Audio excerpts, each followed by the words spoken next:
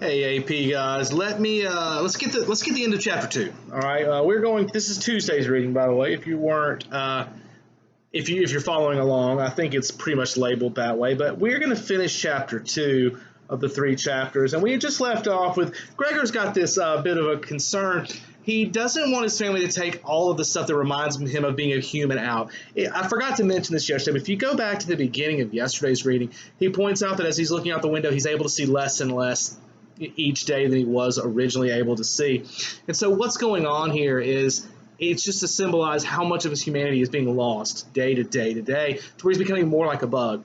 So he's finding really hard for them not to take stuff. So as this part begins, and we kind of ended in the middle of this section, but as it begins, he's really concerned about one piece of furniture in particular, and it's his desk. It's the desk where he spent all his time doing work when he was a kid, when he was going through trade school, as he's been doing some of his traveling salesman material. This desk has been the place he's been. So much of his memory is wrapped up in this desk. It's like, they're not going to take this. This is the one thing. But, of course, he's a bug. What's he going to do to stop them? This feeling of hopelessness and helplessness is really key with this type of writing, with this absurdity, the idea that you can fight all you want, but you're just a bug. These people could squash you if they wanted to, so there's nothing he can do. So he decides to do something really odd. He goes to that paint picture. You remember? Now, give you a little theory that's in the theater world. It's called Chekhov's gun. And the idea is if there's a gun that's put up on the mantle or something during Act 1, by the time the play is over, that gun has to come back into play. So by them drawing attention to this picture, it wasn't just for that one detail. It comes back later. Here's where it comes back. So Kafka goes and plants his bug self right on that picture, sticks himself to it. And what he's doing here is he's trying to make sure he draws attention to them that, you can't take this stuff from me. He's trying, and ironically, he wants to save the desk. That's not ironic. The picture is like, it's fictional. This woman's not really, doesn't mean anything to him, but it's just he's trying to hold on to anything he can to keep him human, okay? So he's doing everything he can to get them to stop. Well, his mom sees him. He's trying to get his sister to see him. He doesn't want his mom to see him first, but sadly enough, the way it goes, his sister sees him first. The mom sees him first, and she panics and freaks out, and that's just too much for her. His sister, and this is kind of disturbing, his sister, it's the first thing she said to him since his transformation, and she shakes her fist at him and says, "Gregor, you," like she's angry at him. And so this poor guy, he's just trying to hold on to anything that keeps him sane. And they're taking that, and the first time his sister says anything directly to him is in anger. So again, we are really getting an insight into Kafka's theories about he feels like he's a threat to everyone and that no one likes him. All right. So the mom rushes into her room, shuts her door. The sister runs out to get her some kind of medicine. In the process, drops a bottle. It cuts Gregor on the face. And he tries to help, he tries to, get them to explain himself, but he can't. And again, that's part of the description here, is that Gregor can't explain himself to these people. In the book, it's because he's a bug, but in real life, Kafka couldn't either. He couldn't make people understand, no matter how clear it was to him, his family just couldn't process who he was. Okay? An issue that a lot of us struggle with. Okay? So he flips out. They lock themselves in the room, and he just crawls around and around until he eventually passes out. Which then the problem is that the dad comes in, and the dad in this is just as big of a jerk as the dad in his in his real life. All right. So his dad comes in and immediately thinks that Gregor's to blame for what's happened to his wife, which indirectly he is, but that's not the whole of the story.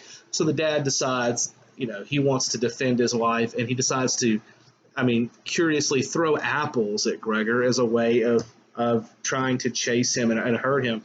And not trying to spoil too much of the story for you, but one of those apples lodges in his back, and that one's going to be a problem as we get into the third section.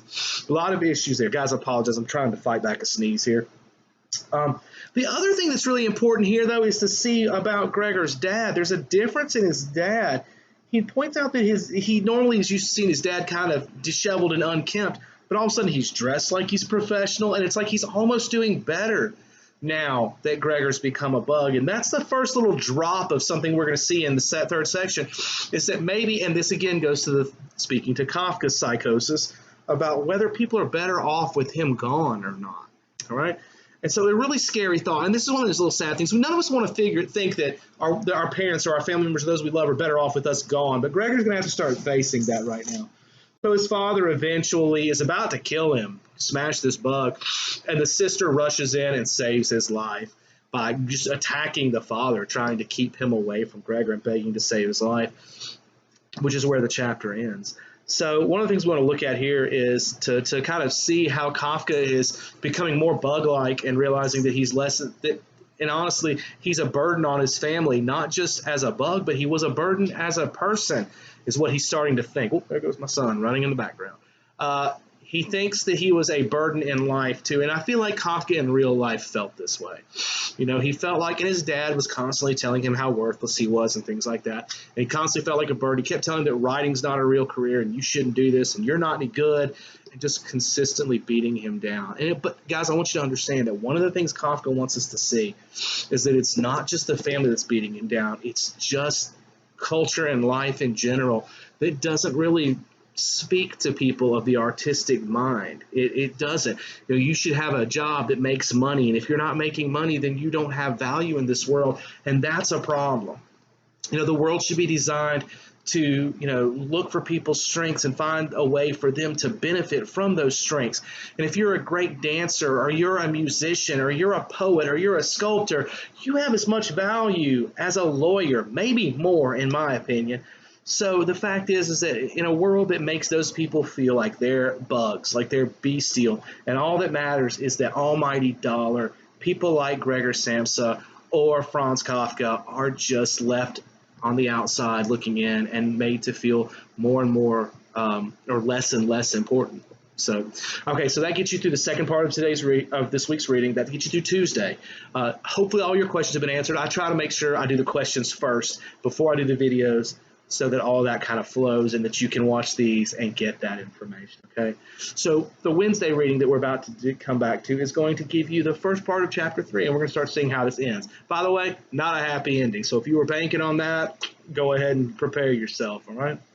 Okay, guys, thank you so much for taking the time. Again, I'm trying to keep y'all's under 10 minutes. Okay, I know you guys are busy. I know you got a lot of classes, calculus, physics, some of you genetics. I know you're busy. And I know that, you know, my class probably isn't the most important to you, and I get that, and that's totally cool. But I still want to give you something, and I still want to have this interaction with you because, you know what, guys, I miss you. I miss being around you. I know sometimes our classes could be chaotic. I know there were days you guys drove me nuts, and I'm sure I did the same to you. The fact is that I really miss you guys, and I love you guys a ton. So I hope you're enjoying these videos. I hope you like, you know, at least it feels like we're kind of interacting here.